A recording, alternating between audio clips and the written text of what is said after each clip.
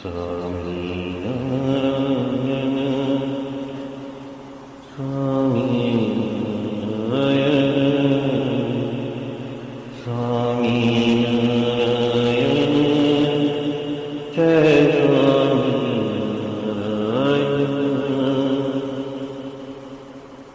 स्वामीनारायण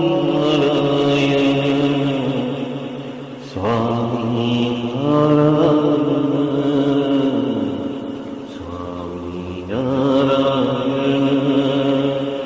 जय स्वामीनारायण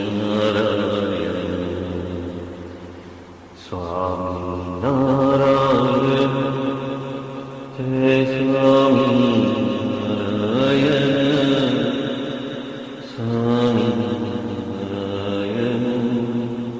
जय स्वामीनारायण स्वामीनारायण स्वामीनारायण स्वामीनारायण जय स्वामीनारायण स्वामीनारायण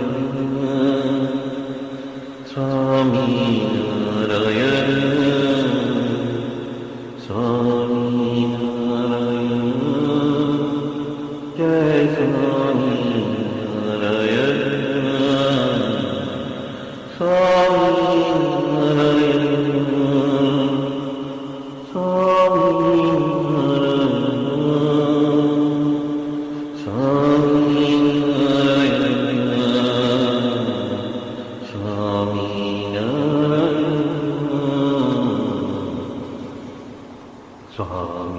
स्वामीनारायण जय स्वामीनारायण स्वामीनारायण जय स्वामीनारायण। सहजानंद स्वामी महाराज की जय जय जय। धाम धमी मुक्तों की जय जय जय। मुक्ताक्षर पुरुषोत्तम की जय जय जय। जे उत्पत्ति तथा स्थिति लय करे वेदो स्तुति उच्चरे। जे नरोम सुचिद्रमाणु समा ब्रह्मांड कोटि परे। माया काल रवि शशि सुरगणो आज्ञान लोपेक्षण। एवाक्षरधाम नाधिपति श्री स्वामीनारायण। महाध्यानाभ्यासं विदतमजस्त्रं भगवत पवित्रे सम्प्राप्तं। स्थितिमतिवरे कान्तिकवृषे सदानन्दं सारं परमहरिवार्ताव्यसनिनं। गुणातीतानन्दं मुनिवरमहं नौमि सततम्। अनेकेभ्यो सद्भ्यो विमलहरिविज्ञान ददतं। भुविर्ब्राह्मी विद्या हरिवचनरूपामुदयतं।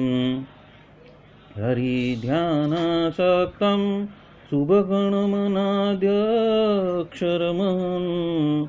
गुणातीतानन्दं सकलगुरुमुदे मुनिवरम्।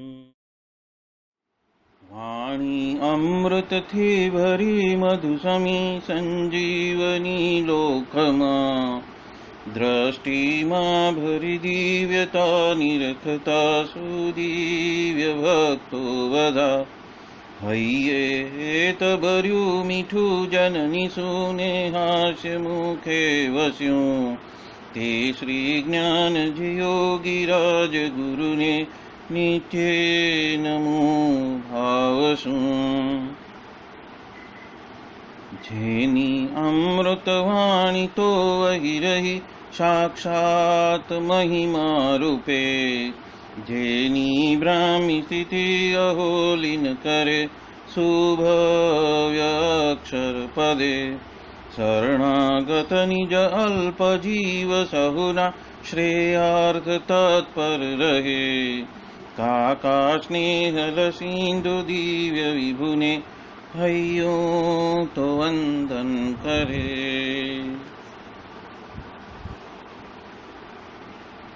क्षिप शांत प्रशांत सागर समा साधु गुणे जे शोभता जेना दर्शन ने समागम थकी शांति सहु पामता जे छे मानस पुत्र का काजिना ने भजन मालिन रहे एवा साधक वृंदना गुरु सुरत वंदन भरत भाईने।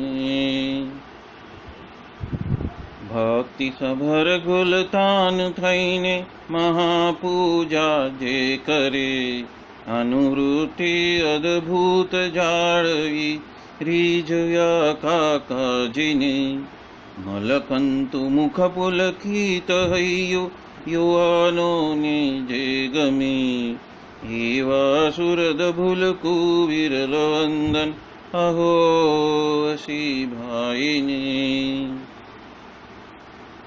ब्रह्म रूप निज ने मानतावळी श्रीजी हइये धारता जे मस्त रहीने प्रभु भजन मा सुरद भाव धारता महिमा सभर दासत्व छलके जीवन माछे सहजता काका स्वरूप दिन कर विभु संभारवा मा धन्यता। अनादि मूल अक्षर मूर्ति सद्गुरु श्री गुणातीतानंद स्वामी की बातें प्रकरण 6 सर्वदेशी समझन बात 152। स्वामीनारायण हरे स्वामी बात करते हैं, हमें तो कोई वस्त्र चाहिए ही नहीं, एक जो पतला कंबल है वो भी हमारे पास में नहीं है, और ये जो हम अन्न लेते हैं वो तो किसी के अच्छे के लिए हित के लिए ही है, बाकी हमें तो दाल रोटी ही चाहिए और अन्य अन्न में तो महाराज के प्रताप से सहज में ही अरुचि ही रहती है। इसलिए जो बुरे स्वभाव है उसका त्याग करके भगवान को भजना। यहाँ पे जिस स्वभाव के त्याग की बात कही है वो काम क्रोध लोभ आदि जो विकार है जो अनादिकाल से जीव के साथ में उसके विषय वासना के पास पड़े हुए हैं और चिपके हुए हैं, वो तो आध्यात्मिक साधना की प्रगति में विघ्न खड़ा कर देते हैं और कभी कभी तो उसके वजह से पतन भी हो जाता है। तो ऐसे जो स्वभाव है उसको त्याग करने की बात यहाँ पे गुणातीतानंद स्वामी ने बताई है। और यहाँ पे एक बात बताई है कि उनका वस्त्र के प्रति भी कैसा निरादर है कि उनको जात जात के भात भात के अलग अलग प्रकार के अलग अलग क्वालिटी के अलग अलग कलर के या तो अलग अलग कॉम्बिनेशन के ही वस्त्र चाहिए, अलग अलग तरीके से बनाए हुए ही वस्त्र चाहिए, ऐसा नहीं है। उनको तो सिर्फ अंग ढकने के लिए गेरुआ कलर का पैर से लेके गले तलक का जो अंग ढक जाए उसके लिए ही उनको गेरुआ कलर का वस्त्र चाहिए। और आगे कहते हैं ये जो अन्न वगैरह जो हम ग्रहण करते हैं वो तो किसी के अच्छे के लिए किसी के हित के लिए ही ग्रहण करते हैं। ये वाक्य से गुणातीतानंद स्वामी अन्न को ग्रहण करने की जो क्रिया है वो स्वयं के लिए नहीं है पर अन्य के हित के लिए है, वो बात यहाँ पे बताना चाहते हैं। उसमें रहस्य ये है कि भगवान और सत्पुरुष की कोई भी क्रिया जो है वो स्वयं के लिए वो नहीं करते, परंतु अन्य को संस्कार हो जाए और हित हो जाए या तो उपदेश मिल जाए या तो आचरण से ही सामने वाले को एक अच्छा गहरा संदेश उसके जीवन में वो अंकित हो जाए, उसके लिए ही वो इस तरह से क्रिया करते हैं। श्री जी महाराज भी इसी के ऊपर वचनामृत प्रथम 18 में बात करते हैं कि हम जिसे भी हित करते हैं तो उनको बुलाते हैं, और उस जीव के हित के लिए जब हम बुलाते हैं या तो हित के वजह से हम किसी के सामने दृष्टि करते हैं, तो कोई अच्छे भोजन यदि कराता है तो हम उसको ग्रहण करते हैं, या तो यदि कोई ढोलिया बिछा देता है तो उसको ऊपर भी हम विराजमान होते हैं, या तो फिर कोई वस्त्र आभूषण तथा पुष्प के हार इत्यादि वगैरह जो पदार्थ लाते हैं उसको अंगीकार करते हैं, और वो तो उस जीव के हित के लिए ही हम करते हैं, पर हमारे सुख के लिए तो हम कदापि ही करते नहीं हैं। और जो हमारे सुख के वास्ते यदि हम करते हो तो हमें श्री रामानंद स्वामी यानी कि उनके जो गुरु है उनका सम है, ये बात यहाँ पे श्री जी महाराज बता रहे हैं। उपरांत यही बात श्री जी महाराज ने वचनामृत प्रथम 67 में भी बताई है, और वो कहते हैं किसी भी जो सत्पुरुष है, गुणातीत परंपरा में जो भी सत्पुरुष है या जो आने वाले हैं, वो तो उनको तो इस लोक के सुख में तो कोई प्रीति है ही नहीं, और परलोक जो भगवान का धाम तथा भगवान की मूर्ति उसके बारे में ही उनकी वासना है, और वो जिसका भी संग करते हैं उसका भी ऐसी ही रीत का हित करते हैं कि ये तो मेरा संगी है, और उसको ये संसार की वासना जो है वो छूट जाए और भगवान के बारे में उसको प्रीति हो जाए तो बहुत अच्छा है। ऐसी ही भावना से वो संसारियों के साथ में उठते बैठते हैं, और जितना कुछ भी जतन करते हैं वो सभी देह को रखकर भगवान के धाम में जब हम जाते हैं तो वहाँ पे जो सुख मिलता है ऐसा ही सुख हो यहाँ पे देने के लिए प्रयत्नशील रहते हैं, पर देह के सुख के लिए, स्वयं के देह के सुख के लिए तो वो कोई भी क्रिया करते ही नहीं हैं। उपरांत यही बात वचनामृत कार्याणी 6 में भी गुणातीतानंद स्वामी बता रहे हैं। मतलब कि यहाँ पे श्री जी महाराज बता रहे हैं कि हमें तो काम, क्रोध, लोभ, मान, मत्सर, ईर्षा यो सभी को हमने कभी हैया में उसका एक अंश भी आता नहीं है।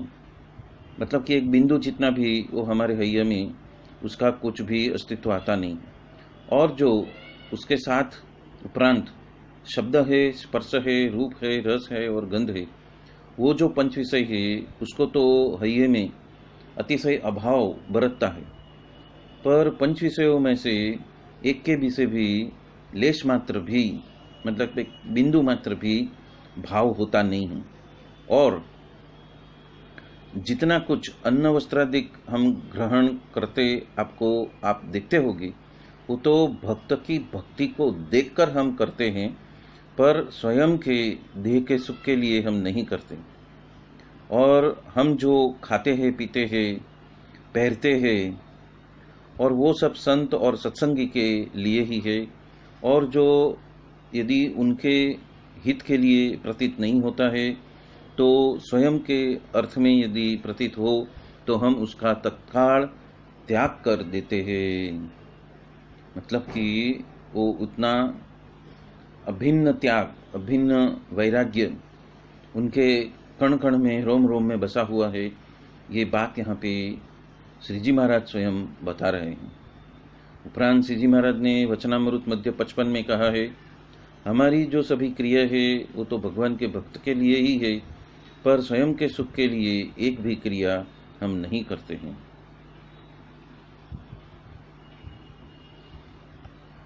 प्रकरण 6 की 191वीं बात में भी गुणातीतानंद स्वामी कहते हैं कि स्थूल, सूक्ष्म और कारण, ये तीनों से तो बारंबार हमें अलग ही हो जाना है, और गुणातीत ऐसा जो स्वरूप है वो बन जाना है। उपरांत ये भी कहा कि असद वासना का जैसे त्याग करते हैं उसी तरह सद वासना का भी त्याग करना है, और ये करते हैं तब वो हम गुणातीत स्वरूप में हम स्थिर हुए ऐसा कहा जाता है। तो ये बात जब आएगी तब हम उसको वीडियो भी बनाएंगे और डिटेल में उसका सारा वृत्तांत हम देखेंगे। प्रकरण 14 की 220वीं बात में भी गुणातीतानंद स्वामी कहते हैं कि अब तो नियम धर्म रखना है और त्याग का पालन करना है, उसके ऊपर हम राजी राजी और राजी है। पहले तो हमने बहुत खाना खिलाया, वो तो महाराज की वजह से हमने बहुत आखड़ा किया है, इसीलिए महाराज ने तो राजी होकर सबको खाना खिलाया। ब्रह्मचर्य तो रखना ही है और 12 बजे तक तो खाना नहीं है, और रात के 12 बजे बिना तो आपको सोना भी नहीं है, और तब तो महाराज राजी होते हैं। नियम है, सद्विचार है और साधु का समागम है। उस तीनों के वजह से ही पंच विषय एक मुमुक्षु जीत सकता है। वो बात यहाँ पे गुणातीतानंद स्वामी बता रहे हैं। उपरांत 221 में भी वो कह रहे हैं कि गुण, विनय और सेवा करने का जिसका अंग होता है उसको तो पंच विषय में से जो आसक्ति है वो मिट जाती है और बड़े बड़े जो है वो राजी हो जाते हैं। प्रकरण 14 की 224वीं बात में भी गुणातीतानंद स्वामी बता रहे हैं कि प्रकृति किस तरह टलती है, तो उसका उत्तर करते हैं कि जो भी संत उसको मिले हैं, जो कहने वाला बताने वाला है, उसका गुण लेता रहे और बारंबार जो उसको टोकता है, तो वो जिस विषय के बारे में, जिस गुण के बारे में टोकता है उसका अभ्यास रखने लगे, तो स्वयं की जो गलत प्रकृति का जो पास पड़ चुका है वो प्रकृति टल जाती है। उपरांत स्वभाव, प्रकृति और विषय तो हम उसका त्यागी बनते हैं, तभी ही सुख होएगा, और साधु होते ही होकर ही हमारा छुटका है। देह के भाव और विषय के भाव यदि आज उसका त्याग करो, कल उसका त्याग करो, बरस के बाद त्याग करो, पर जब भी त्याग करोगे तभी ही छुटका होएगा। उपजी समावे वो संत और न उपजे ते भगवंत। मतलब कि किसी को अभी भी विषय वासना के जो वेग है वो उपजते हैं और उसको समाने के लिए वो प्रवृत्त ही रहता है, सजग रहता है, वो संत है। और जिसको उपजता ही नहीं है वो भगवंत हो जाता है। इसलिए उपजी समावे उसको ही साधु कहते रहे और वही मोक्ष का मार्ग चला हुआ कहलाता है। और यही श्री जी महाराज के स्वामीनारायण संप्रदाय का सिद्धांत बात है। ये बात यहाँ पे गुणातीतानंद स्वामी हम सबको बता रहे हैं। प्रकरण 5 की 279वीं बात में गुणातीतानंद स्वामी बता रहे हैं कि 3 देह, 3 अवस्था, 3 गुण, उससे अलग होकर ही हमें गुणातीत होना है और ब्रह्मरूप होना है, और ऐसी क्रिया से हमें अलग हो ही जाना है। और वो तो देह के उपरांत अवस्था के गुण हैं, इसलिए उसको तो मानना ही नहीं और झूठे जानना और झूठा कर देना, और ऐसे रीत का विवेक तो बड़े पुरुष के बिना तो अन्य को तो समझ में आता ही नहीं है। प्रकरण 5 की 283वीं बात में भी गुणातीतानंद स्वामी बता रहे हैं उपासना वही भक्ति है, और कैसे भी बड़े विषय सामने आ जाए, उसका सामना करना पड़े, उसमें मोहित होना ही नहीं है और ऐसी समझन करनी है। और प्रकृति की अंदर ये समाहित ये जो विषय वासना है वो तो उसको विष्टा जैसा जानना, पर मन से उसमें मानना ही नहीं और उसमें तो त्यागी ही हो जाना। वो बात यहाँ पे गुणातीतानंद स्वामी हम सबको बता रहे हैं। प्रकरण 5 की 98वीं बात में गुणातीतानंद स्वामी बता रहे हैं कि ज्ञानी को तो आत्मा कहा है, इसलिए भगवान को जीव अर्पण कर देना और वो जैसा कहते हैं वैसे ही करना। और तत्पश्चात मंजी भाई ने प्रश्न पूछा कि जीव हमने अर्पण कर दिया, तत्पश्चात भी वासना टालने की रहती है कि नहीं रहती है, तब कहते हैं कि वासना तो मुमुक्षु को टालनी पड़ेगी। और ऐसा यदि उत्तर हम नहीं करते हैं तो भगवान में ही बात आ जाते हैं कि एक की वासना उन्होंने टाल दी और दूसरे की नहीं टाली। इसलिए ऐसे तो हम कह नहीं सकते, और उसके लिए मुमुक्षु को ही प्रयत्नशील रहना है, उसको ही सजग रहना है, उसको ही सावधान रहना है और उसका त्याग करना है। और आत्मनिष्ठा तथा महात्मा के वजह से ही वो वासना टलती है, ऐसा रहस्य भी यहाँ पे बताते हैं। प्रकरण 9 की 290वीं बात में गुणातीतानंद स्वामी बता रहे हैं, रजोगुणी हो और उसका मन चाहा नहीं होता है, तब उसको गुजर गया उतना दुख होता है। और बात नंबर 299 में वो बता रहे हैं कि हम सब यहाँ तो प्रभु भजने के लिए इकट्ठा हुए हैं, और पंच विषय देहाभिमान और पक्ष वो तो जरूर ही सत्संग में से गिरा दे ऐसा है, और देह के वजह से ही सारा कजिया लगा हुआ है इस संसार में, संसारी जगत में। ये बात यहाँ पे गुणातीतानंद स्वामी हम सबको बता रहे हैं। बात नंबर 288 में गुणातीतानंद स्वामी बता रहे हैं, माया है वो तो नाक के टेरवे को, मतलब कि नाक के नोक को काटने के लिए तैयार ही खड़ी है, इसलिए साधु हुए बिना तो छुटकारा नहीं है। स्वामी